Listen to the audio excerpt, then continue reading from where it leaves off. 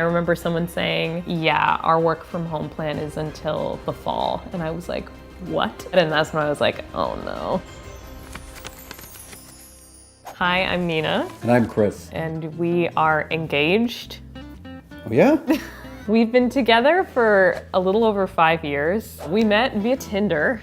I swiped right. As did I. Within like a week, we went on our first date. Then it was kind of history from there, wasn't it? A little over a year ago, we got engaged. I got a lot of her friends to come meet two of my friends and I at brunch. And I had popped the question basically in front of everybody. She resents me a little bit for it because I decided to put a really bad pun in it. Fiance, yes. Pretty good, No. right? I mean. So we were supposed to get married on June 27th in Chicago at a hotel, like 275, 300 people. I have like a really big family and there's like a really big Sri Lankan community and you have family too. My side would not be nearly as represented as hers. I was really inspired by Nikki's show called Wedding Season, which was like, it's about her getting ready for her wedding. So me and my friend Annie, who also works at BuzzFeed, decided to produce another season of Wedding Season, all centered around me planning my wedding. As we started production, there was a lot happening. I have my full-time job still to do, and then I was also doing a writing fellowship, planning the actual wedding, as well as doing all the things that I had to do for wedding season. One of the videos we were doing is a diet and fitness video, so I had to start like working out a bunch and like meal planning. Things were in full swing and it was getting very stressful.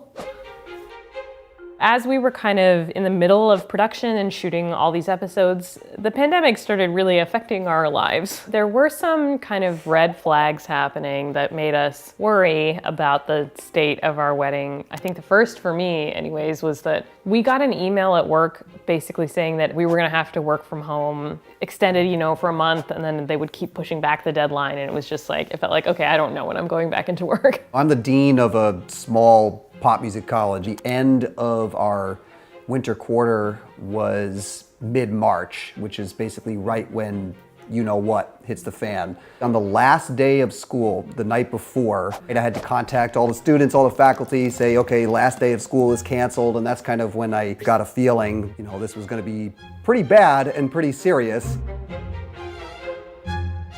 It was a very strange kind of waiting game with determining whether or not to postpone the wedding, because I think when my cousin's wedding got canceled, theirs is canceled, but ours is 3 months away and everything will be fine in 3 months. We can totally gather 300 people in an enclosed space in 3 months. But like at the time that it seemed fine. I remember someone saying, our work from home plan is until the fall. And I was like, what? And that's when I was like, oh no, like things are gonna have to shift significantly. The decision to postpone things came kind of incrementally. I wouldn't say there was one moment. We were supposed to fly back to Chicago to have a bridal shower, a cake tasting, flower selection, all in the last weekend of March. I think a week before or something, we were like, yeah, we can't do this. Our wedding planner sent us a bunch of dates from like August to December of what was still available at our hotel, but we couldn't select any of those dates unless we gave up our June 27th date. And I was like, well, we can't. Like, what if everything's okay? There was a moment where I think I was just like, okay, what do we have in 2021? And that was like a big moment, I think.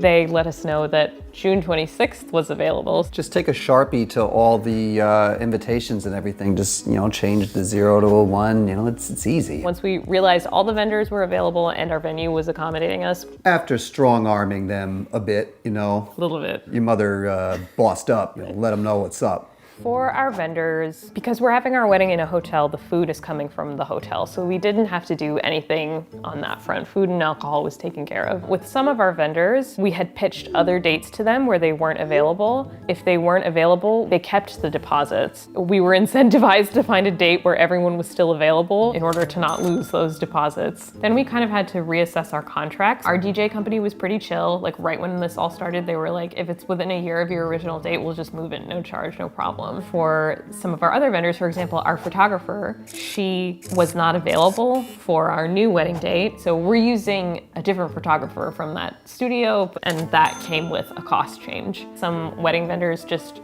increased prices as years go on for cost of living and just like inflation and all that stuff. In the grand scheme of things with our vendors, we're pretty lucky because I heard about some people just getting completely screwed and like not getting any deposits back, and that really sucks. In short, only a small cluster. We kind of had a lot of details still up in the air when the pandemic hit, and in that way we were kind of protected. Like a registry and stuff like this, we didn't have anything like that set up yet. Not having to think about all of this stuff all at the same time has been nice. I think I was getting close to a point of maybe a light breakdown in terms of the amount of work I had to do. It was gonna be pretty stressful few weeks, potentially a couple months. And so kind of taking all of that off my plate, I will say was not the worst thing necessarily. I think I had just made our wedding website, which is still up. I guess I should change the date. Hopefully nobody shows up in Chicago. Save the date again. But, I mean, I think I'm gonna do that. Yeah, might as well. I think that'll be cute. A lot of the health experts were basically saying that there might be a sort of second wave of coronavirus when the weather cools down. And so we thought it prudent to basically postpone until summertime of next year. For us, I think we shifted our date relatively early. It was still over a year out, so there were still dates available. I think now is the time when it's getting to be really difficult for people. We still definitely held on to our original date for quite a while, but I think we made the decision earlier than most people to push it really far, and that helped us in the end.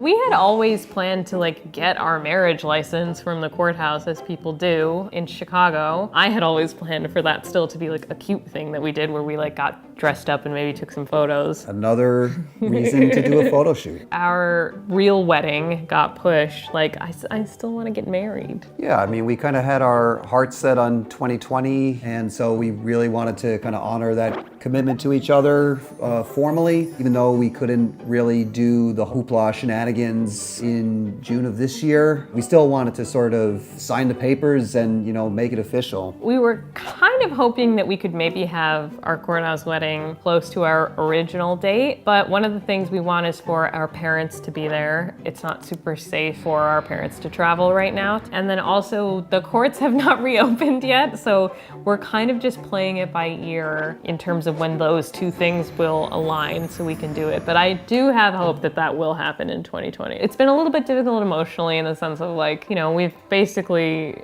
postponed 2 versions of a wedding, and even filming this wedding season stuff, like this shouldn't be one of the videos. This last episode is supposed to be a wedding and we have nothing to deliver you. I'm so sorry.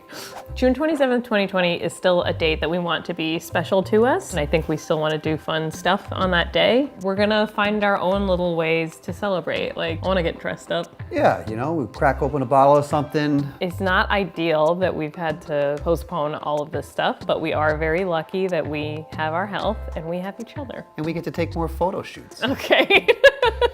And the wedding is just a symbol of what we've been cultivating for over 5 years now. And, you know, of course, we want everybody to take part in it. We want everybody to kind of celebrate this union with us. You get married because you love the person and you are in a strong relationship with them, and the certificate should not be a thing that really changes stuff between the two people. I think whether we get the piece of paper this summer, next summer, whenever it happens, our relationship will just continue to be something that's strong and fun and that I like having in my life.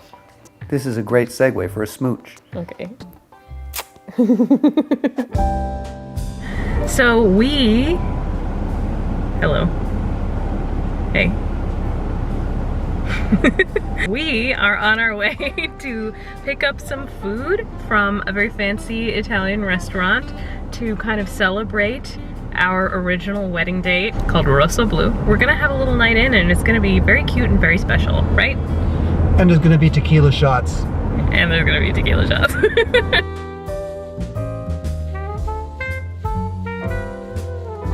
Thank you so much for following along and watching us as we went on this little journey. See you next year when we have our actual wedding. When we can leave the house. Yeah, that'll be a great time.